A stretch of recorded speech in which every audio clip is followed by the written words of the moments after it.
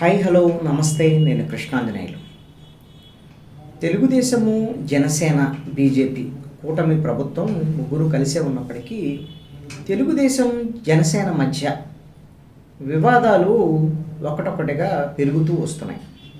మొన్న deputy CM వివాదం, పవన్ కళ్యాణ్ అదేవిధంగా నారా లోకేష్ మధ్య అది సమస్య పోతుంది అనుకునేటువంటి నేపథ్యంలో ఇప్పుడు కొత్త వివాదం వచ్చి చేరింది. ఆ వివాదం ఏంటి? మంత్రులకు ర్యాంకులు ఇవ్వటం. ఆ ర్యాంకులు ఇచ్చినటువంటి అంశము పవన్ కళ్యాణ్కి 10వ ర్యాంక్ ఇవ్వటం. ఈ 10వ ర్యాంకుకు సంబంధించినటువంటి అంశం కొంత జన సైనికుల మనోభావాలను దెబ్బతీసింది.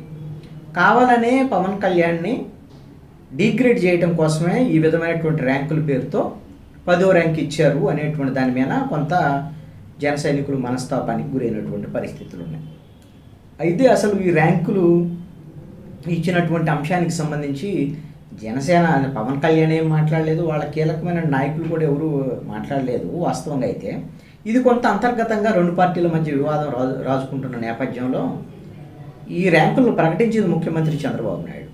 ఇప్పుడు ఆ ర్యాంకులకు సంబంధించినటువంటి ఒక వివరణ కూడా చంద్రబాబు నాయుడు ఇవ్వాల్సి వచ్చింది. ఎందుకంటే ఇది రెండు పార్టీల మధ్య వివాదంగా మారేటువంటి అవకాశం ఉందన్న నేపథ్యంలో ఎక్స్ ద్వారా ఒక సుదీర్ఘమైనటువంటి పోస్ట్ పెట్టారు ముఖ్యమంత్రి చంద్రబాబు నాయుడు. అయితే ఆ దాంట్లో కొంత పాటు మాత్రం నేను మీకు చదివి వినిపిస్తాను. లక్ష్యాలను వేగంగా చేరుకోవాలంటే ప్రభుత్వంలో ఉన్న ప్రతి ఒక్కరూ కష్టపడాలి. టీం వర్క్గా పనిచేసినప్పుడు ఉత్తమ ఫలితాలు సాధించగలమని నేను విశ్వసిస్తున్నాను. అసాధారణ వేగవంతమైన పనితీరు చూపితే తప్ప విధ్వంస రాష్ట్రంలో పునర్నిర్మాణ ఫలితాలను ప్రజలకు చూపలేము. అందుకే ఎప్పటికప్పుడు ప్రతి ఒక్కరూ టీమ్ స్పిరిట్తో పనితీరుపై సమీక్షించుకొని పనిచేయాలన్నదే మా ఆలోచన. అందులో భాగంగానే ఫైళ్ల క్లియరెన్స్లో మంత్రులకు ర్యాంకులు ఇచ్చాము. దస్త్రాల పరిష్కారంలో నిన్న విడుదల చేసిన ర్యాంకులు ఎవరిని ఎక్కువ చేయటానికి కాదు, ఎవరిని తక్కువ చేయటానికి కాదు. ఇది ముఖ్యమంత్రి ట్వీట్ చేసినటువంటి అంశంలో ఎవరిని ఎక్కువ చేయటానికి కాదు, ఎవరిని తక్కువ చేయటానికి కాదు, ఎవరు ఏ స్థానంలో ఉన్నారనేది చెప్పడం ద్వారాగా తమతో తాము పోటీ పడటంతో పాటు ఒకరితో ఒకరు పోటీ పడి పనిచేయటానికి పాలనలో వేగవంతం పెంచేందుకు చేసిన ప్రయత్నమే ఇది. ఫైళ్ల క్లియరెన్స్ విషయంలో నేను కూడా నా స్థానాన్ని మెరుగుపరుచుకోవలసి ఉంది. పీపుల్ ఫస్ట్ విధానంతో నేను, నా క్యాబినెట్, సహచార మంత్రులంతా పనిచేస్తున్నాము, లక్ష్యాల సాధనకు అడుగులు వేస్తున్నాము అని ఒక పెద్ద సుదీర్ఘమైన పోస్ట్ పెట్టారులే. అవన్నీ కూడా నేను డీటెయిల్ దీనికి సంబంధం లేనటువంటి అంశాలు కాబట్టి. మాకు 164 మంది ఇచ్చారు, మాకు ప్రజల సంబంధించినటువంటి ఆ సమస్యలు పరిష్కరించాల్సిన బాధ్యత ఉంది, ఇలాంటి చాలా విషయాలు దాంట్లో రాశారు. అయితే ఇది ఫైళ్ల క్లియరెన్స్కు సంబంధించినటువంటిది. మంత్రులు ఏ మంత్రిత్వ శాఖల్లో ఫైళ్ల క్లియరెన్స్ ఎలా ఉంది, ఎక్కువ ఫైల్ క్లియరెన్స్ చేసినటువంటి వాళ్ళు ఆయన ఫరూక్ మొదటి స్థానంలో ఉన్నారు, చంద్రబాబు నాయుడు 6వ స్థానంలో ఉన్నాడు, నారా లోకేష్ 8వ స్థానంలో ఉన్నాడు, పవన్ కళ్యాణ్ 10వ స్థానంలో ఉన్నాడు, నిమ్మల రామానాయుడు లాంటి వాళ్ళు 10వ స్థానం పైన ఉన్నారు.